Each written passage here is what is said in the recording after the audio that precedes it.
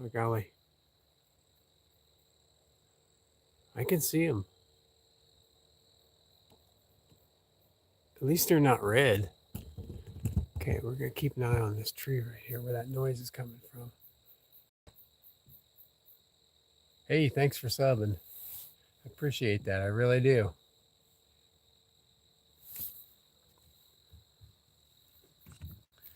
A lot of times I feed the animals in the evening, a couple of cows, and we got more cows coming. It's always fun.